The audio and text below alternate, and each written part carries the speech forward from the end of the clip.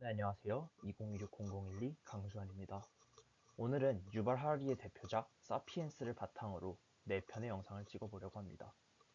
이 책은 워낙 유명한 책이기도 하고 또 많은 사람들이 이미 한 번쯤은 들어본 책이기도 하죠. 보통은 인류의 역사를 큰 흐름으로 정리한 책, 혹은 인간이 어떻게 지금의 인간이 되었는지를 설명하는 책 정도로 많이들 알고 있습니다. 실제로 사피엔스는 빅 히스토리를 대표하는 책으로 굉장히 넓은 시간을 다루고 있어요. 아주 오래전 호모 사피엔스의 등장부터 시작해서 농업혁명, 제국과 종교와 돈, 그리고 과학혁명 이후의 인간의 미래까지 한 번에 훑고 쭉 지나가는 그런 책이죠. 하지만 사피엔스를 단순한 역사책이라고 보기는 어렵습니다. 왜냐하면 과거 이야기를 하는 것 같음에도 사실은 계속 지금의 인간을 낯설게 보게 만드는 책이기 때문이죠. 우리가 너무 당연하게 여기고 있는 것들, 예를 들면 사회, 질서, 진보 같은 그런 것들이 정말 당연한 것인지 자꾸 다시 되묻게 만듭니다. 그래서 이번 영상들은 인지혁명, 농업혁명, 돈, 제국, 종교, 과학혁명이라는 이 책의 내용을 순서대로 따라가되 그걸 그냥 줄거리처럼 정리하기보다 각 장면에서 떠오른 저의 질문들에 대해 조금 더 집중해서 이야기해 보려고 합니다. 그 첫 번째로 사피엔스의 가장 앞부분에 나오는 1장 인지혁명에 대한 이야기입니다. 유발 하라리는 인간이 지구를 지배하게 된 이유를 설명하면서 처음부터 인간이 압도적으로 강한 존재였던 것은 아니라고 말합니다. 우리는 흔히 인간이 다른 동물보다 더 똑똑했고 도구를 잘 만들었고 언어를 사용했기 때문에 결국 살아남았다고 했죠. 물론 그것도 맞는 말입니다. 하지만 사피엔스에서 더 중요하게 강조되는 건 인간이 단순히 생각하는 존재를 넘어서 많은 수의 낯선 사람들과 협력할 수 있는 존재가 되었다는 점입니다. 그리고 그 협력을 가능하게 만든 것이 바로 인지혁명입니다. 이 부분에 대한 얘기는 우리가 지난주에 읽었던 조지프 헨릭의 호모 사피엔스 그 성공의 비밀이라는 책에서도 마찬가지로 나왔던 것 같습니다. 어쨌든 하라리가 설명하는 인지혁명의 핵심은 이렇습니다. 인간은 어느 순간부터 단순히 눈앞의 현실만 인식하는 것이 아니라 현실에 없는 것도 함께 말하고 믿고 공유할 수 있게 되었다는 것입니다. 사자나 강, 나무 같은 것은 그냥 존재합니다. 누가 믿든 내가 믿질 않든 그냥 거기 있습니다. 그런데 인간 사회를 움직이는 것들 중에는 그런 방식으로 존재하는 것들이 많습니다. 대표적으로 국가, 돈, 법 같은 것들이죠. 이런 것들은 자연 속에서 발견되는 것이 아니라 사람들이 함께 믿고 받아들일 때 비로소 작동합니다. 좀 더 자세하게 얘기해보자면 예를 들어 돈은 종이 자체가 중요한 게 아닙니다. 그 종이에 모두가 가치를 부여하기 때문에 작동하는 거죠. 국가도 마찬가지입니다. 국경선은 자연이 처음부터 그어놓은 것이 아니라 사람들이 그 질서를 인정하기 때문에 의미를 갖습니다.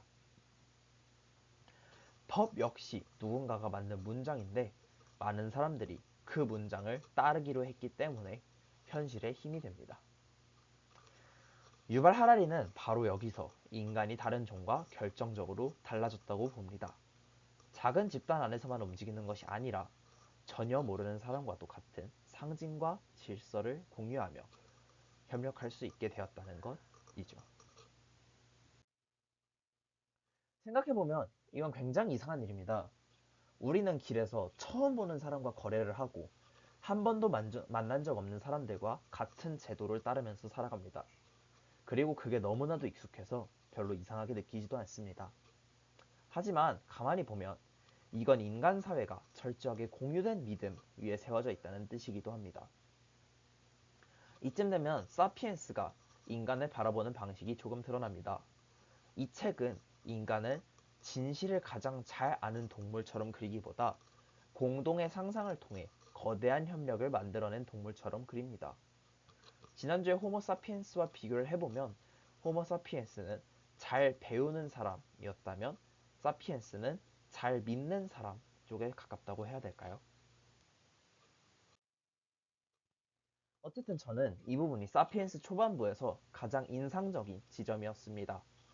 왜냐하면 우리는 흔히 문명의 출발점을 이성, 지식, 과학 같은 단어로 떠올리는데요. 하라리는 오히려 그보다 더 바닥에 있는 무언가를 보여주기 때문이었습니다. 바로 사람들과 함께 믿을 수 있는 이야기, 혹은 모두가 받아들일 수 있는 그런 상징 체계 같은 것들입니다. 그리고 여기서 인간은 조금 낯설어집니다. 인간은 사실만 알고 사는 존재가 아니라 그 사실 위에 규칙과 의미와 믿음을 얹어서 살아가는 존재처럼 보이기 때문입니다. 저는 이 대목을 읽다가 책의 설명을 따라가면서도 조금 다른 생각이 들었습니다. 하라리는 인간이 허구를 공유할 수 있게 되었고, 바로 그 능력이 대규모 협력을 가능하게 했다고 말합니다. 물론 그 설명은 충분히 설득력 있습니다. 그런데 거기서 한 발 더 나아가면 이런 생각도 가능하지 않을까 싶었습니다. 왜 인간은 애초에 그런 이야기들을 필요로 하게 되었을까? 도대체 왜 인간은 눈앞의 현실만으로 살아가지 않고 반드시 그 현실을 설명하는 문장들을 만들게 되게 되었을까? 결국 저는 그 지점에서 이런 질문이 생겼습니다. 인간은 왜 진실만으로는 살아가지 못할까? 저는 이 질문이 사피엔스가 직접 던지는 질문은 아니라고 생각합니다. 하지만 사피엔스의 인지혁명을 읽고 나면 자연스럽게 따라 나오는 질문일 수 있다고 느꼈습니다. 왜냐하면 인간은 단순히 정보를 처리하는 존재처럼 보이지 않기 때문이죠. 사실만 놓고 보면 삶은 굉장히 건조할 수 있습니다. 누군가는 태어나고, 누군가는 실패하고, 그와 함께 누군가는 죽습니다. 세상에는 좋은 일도 있고, 나쁜 일도 있습니다. 그 자체로만 보면 세상은 설명이 아니라 사건들의 연속에 가깝습니다. 하지만 인간은 그걸 그대로 두지 않습니다. 거기에 계속 의미를 붙이죠. 이건 시련이다. 이건 과정이다. 이유가 있다. 그럼에도 우리는 함께 살아야 한다.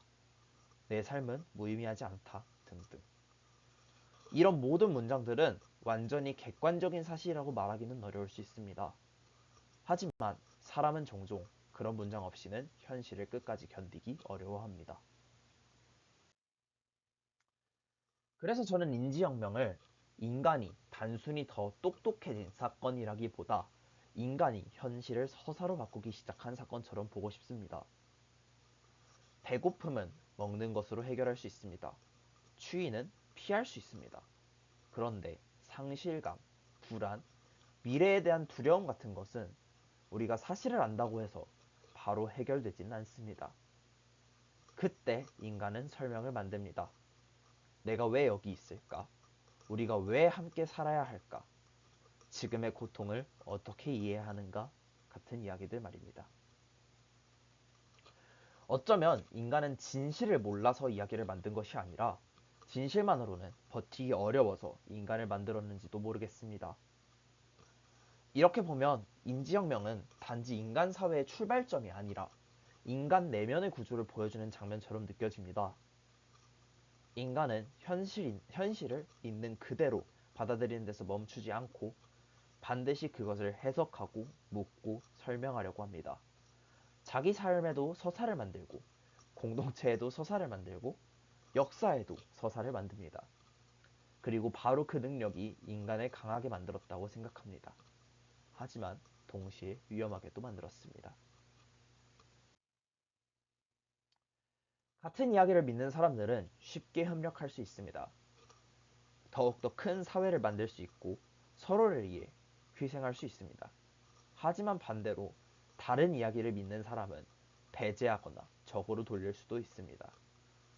공통의 믿음은 연대를 만들기도 하지만 동시에 경계도 만듭니다.